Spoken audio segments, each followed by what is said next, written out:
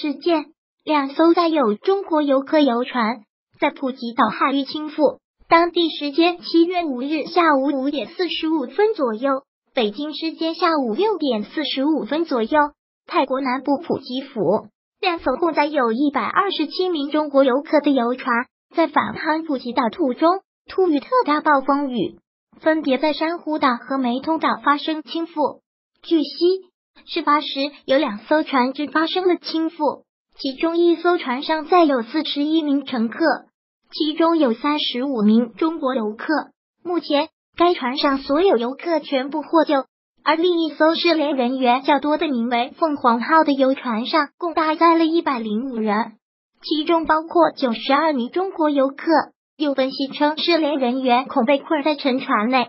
目前，普吉府已设立24小时救援指挥中心，搜救人员正在对该船上失联游客进行搜救。其中1艘倾覆船的船长在接受当地媒体采访时表示，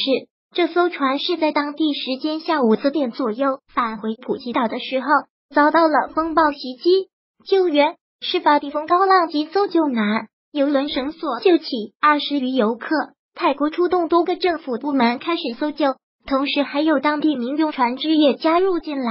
在附近水域的1艘邮轮用绳索救起了20多名落水的中国游客。据泰国搜救队用声呐系统探测到的沉入海中的凤凰号的具体坐标位置显示，距离海面大约30米。经过救援人员6日以上午的搜索，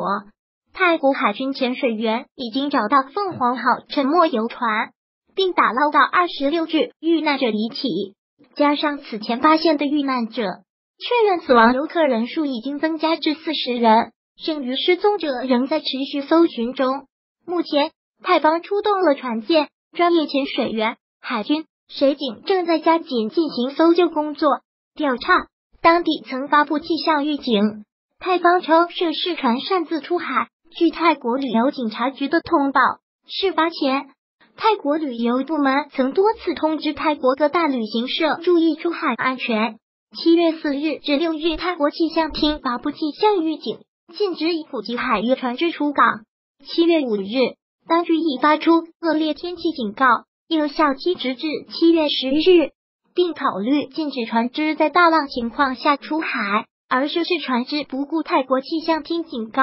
擅自出海。据悉，那年的7月到9月，普吉岛所在安达曼海域风浪相对较大，而苏梅岛所在泰国湾海域相对风平浪静。12月到次年1月，苏梅岛区域的风浪相对较大，而普吉岛区域的风浪相对较小。泰国旅游从业者基本都知道这种情况。这次翻船事故位于安达曼海，泰国当地人一般不会在这时候去安达曼海域观光，因为很有可能遇到恶劣天气。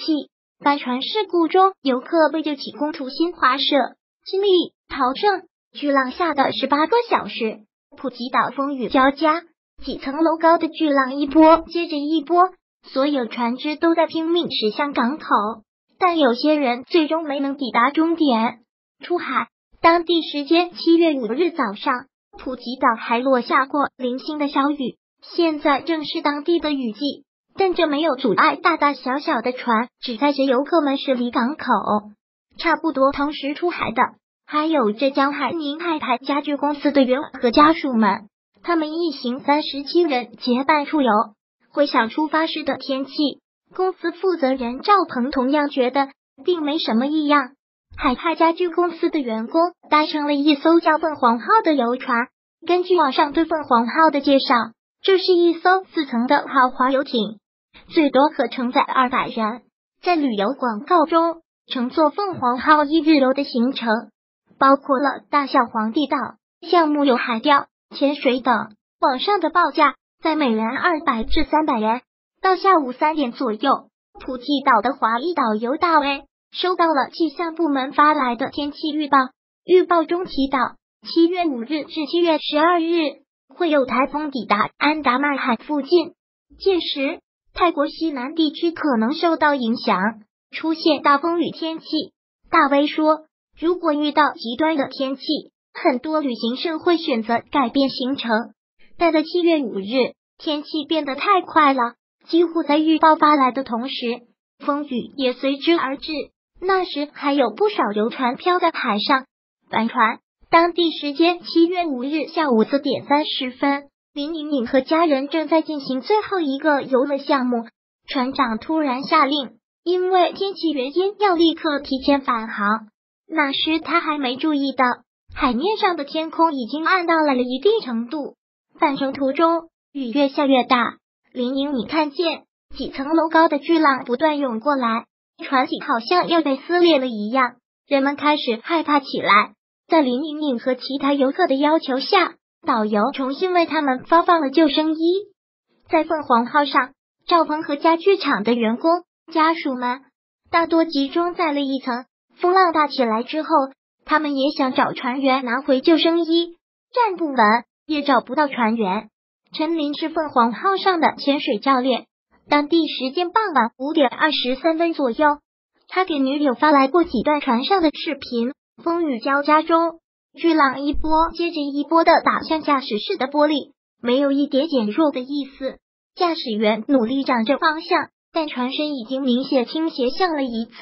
据女友转述陈林的说法，当时船上的大部分玻璃被浪打破，船舱大量进水。而在另一段来自凤凰号上的视频里，船舱内的人们努力抓着座椅、桌子的边缘，保持着平衡，但船身摇晃得太厉害，一个男子刚站起身来，就栽到了另一侧乘客的怀里。视频发出几分钟后，凤凰号里的水越进越多，大约2-3分钟后，船沉了下去，漂流。与此同时，对于遇险船只的救援已经开始，泰国出动多个政府部门开始搜救，同时还有当地民用船只也加入进来。在附近水域的一艘游轮用绳索救起了20多名落水的中国游客。在凤凰号下沉之前，陈林就跳下了水，他把救生筏解开，还救起了2个孩子。从落水者变成施救者的还有河南游客张峰，他和女友来泰国进行婚前旅行。他所在的游轮上，当船身晃动的越来越剧烈时，在工作人员的要求下，张峰和女友分别从船的2端跳进了海里。落水后，女友游上了救生艇，在等待近4个小时后，赶来的泰国军舰把他和船上的其他游客送到了码头。跳下海之后，张峰抱住了一块冲浪板，当他准备游向救生艇的时候，发现身边有一对年迈的老夫妻，于是张峰就把冲浪板递给了老夫妻，把他们推向救生艇那边。救生艇后来并没有及时折回来搭救张峰，他只能抓住一串浮球，